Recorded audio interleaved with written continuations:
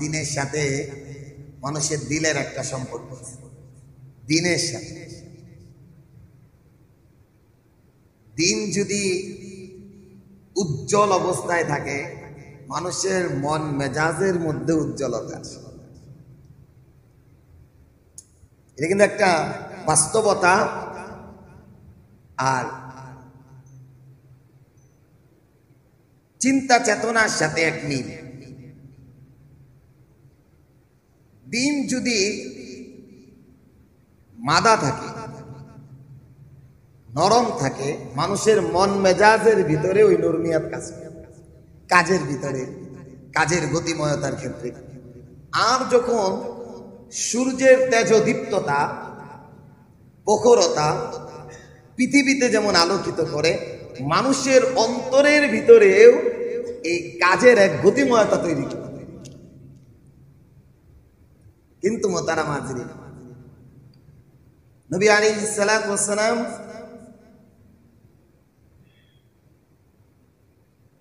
যেই নসিহাগুলা করেছেন, একটা বলে ইউযিনি ইবনা আদম, হাদিসে কুদসি।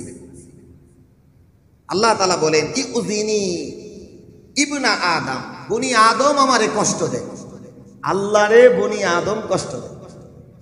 ইউযিনি ইবনা আদম, বনি আদম আমারে কষ্ট দেয়। কিভাবে আল্লাহ তাআলাকে কষ্ট দেয়? লিয়াসুব্বুদ দাহরা ওয়া আনাদ দাহরু বিয়াদি। মানুষ জামানাকে, সময়কে, যুগকে গালি দেয়। বলে বৃষ্টি বেশি আসতেছে, অস্থির বানায়। এটা তো কোনো মানুষের হাতে না। এই বৃষ্টি বেশি হওয়া কম হওয়া এটা কোনো মানুষের হাতে না। এটা আমার ব্যক্তিগত অবস্থা বেঁধে হবে না। আল্লাহ তাআলা জমিনের জন্য, যেই জমিন, আমি এই যে বন্ধের ভিতরে একটা অবস্থা খুব চিন্তা করলাম। এই যমুনার ওই পারে গেছি, তো যমুনার এই পারে হোন্ডা নিয়ে আসার সময় এই ব্রিজের মধ্যেও কোনো বৃষ্টি নেই। ভালো করে বুঝেন, এই টোল প্লাজা যে আছে টাকা তুলে, ঠিক এই জায়গাটায় মুষলধারে বৃষ্টি। আবার টোল প্লাজা পার হয়েছে, আর কোনো বৃষ্টি নেই, শুকনা। আমি তো পুরা বলে এই টোল প্লাজায় ওইখানে তো দাঁড়ানোর একটা জায়গা আছে, মানে বৃষ্টি পানি, এই পরিমাণ মুষলধারে বৃষ্টি। এই আগেও নাই, পরেও নাই, আগেও নাই, পরেও নাই, ওই জায়গাটাই শুধু বৃষ্টি।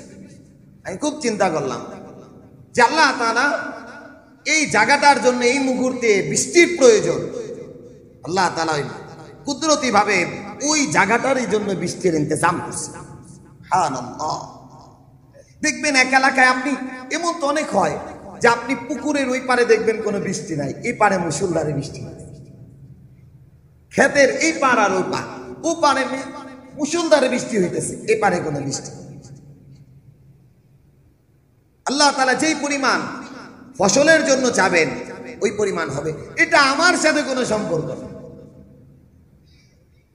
আমার মনের উপরে বৃষ্টি হবে, আমার মনের উপরে বৃষ্টি হবে না। অনেকে এই যে কয় হুজুর আর এই দিনটা খুব খারাপ, তাহলে আমি দিনকে খারাপ কইলা দিনকে গালি দিলাম। অথচ নবী আলাইহিস সালাতু ওয়াস সালাম বলেন ইউযিনি ইবনা আদম, বনি আদম আল্লাহ তাআলাকে কষ্ট দেয়।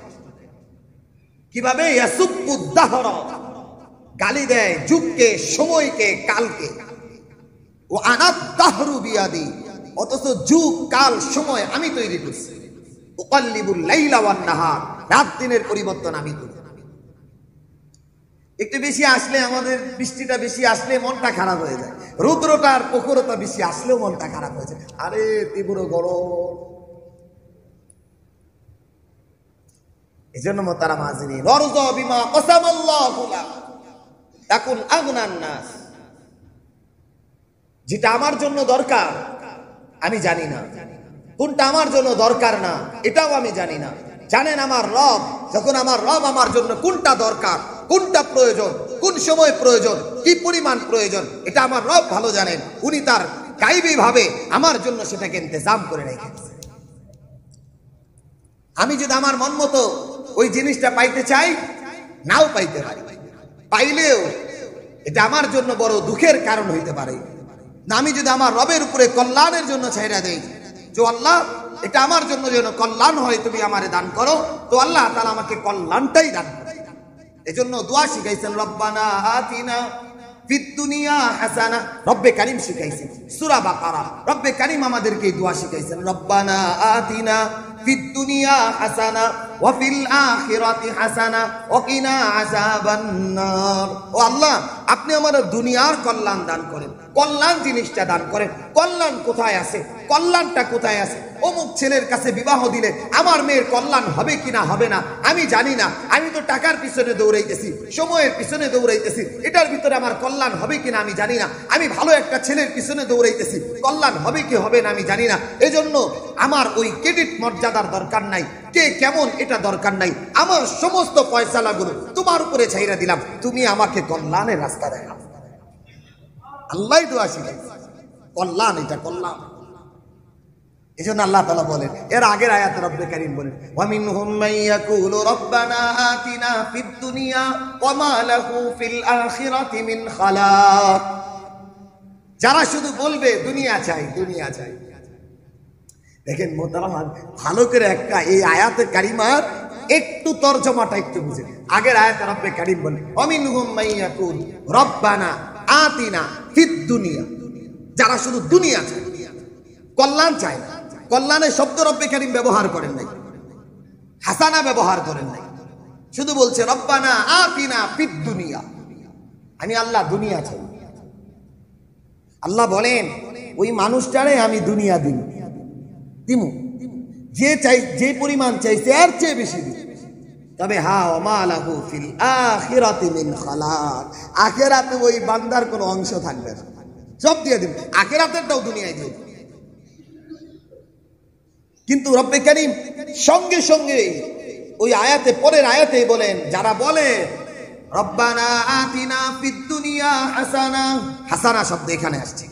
আল্লাহ আমার জন্য কোনটা ভালো আমি জানি না, আমার মেয়ের জন্য কোন জামাই ভালো, জামাতা ভালো আমি জানি না, আমার ছেলের জন্য কোন চাকরিটা ভালো আমি জানি না, আমার জীবনের জন্য কোন জিনিসটা ভালো আমি জানি না। আমার জন্য দরকার কল্যাণ। আমার কোটিপতি শিল্পপতি হওয়ার দরকার নাই, আমার বড় ক্রেডিট মর্যাদা হওয়া দরকার নাই। আমি সুখময় একটা জিন্দেগি চাই। আল্লাহ তাআলা ওই দোয়াটা শিখাইছে, রব্বানা আতিনা ফিদ দুনিয়া হাসানা। আল্লাহ তোমার কাছে আমি আখিরাত না, আখিরাত তো চাই, আগে দুনিয়ার কল্যাণ চাই, এরপরে দুনিয়াতে যেটা ভালো হয় ওইটা যেমন আমারে দান করবা, আখিরাতেও তো আমি বিপদে পড়ে যাবো, ওইখানে যেটা দরকার সেটাই তুমি আমারে দান করবা। আল্লাহ শিখাইছে, আল্লাহ শিখাইছে। এই জন্য তারা হাজিরিন, আল্লাহর উপরে ছাইরা দেওয়া, ছাইরা দেওয়া, ছাইরা দেওয়া। কোন মানুষ যখন নিজের মন মস্তিষ্ককে আল্লাহর উপরে ছাইরা দিবে, আল্লাহ তাআলা বলেন আমি ওই বান্দার জন্য যথেষ্ট হয়ে যাব। হায় হায়, আল্লাহ যথেষ্ট হয়ে যাবে। কি মনে করছেন এটা? আল্লাহ যথেষ্ট হয়ে যাবে। যে বান্দা আমার প্রতি সব ছাইরা দিচ্ছে, যে বান্দা আমার উপরে শুধু ভরসা করে চলবে, আমি ওই বান্দার জন্য আমি আল্লাহই যথেষ্ট।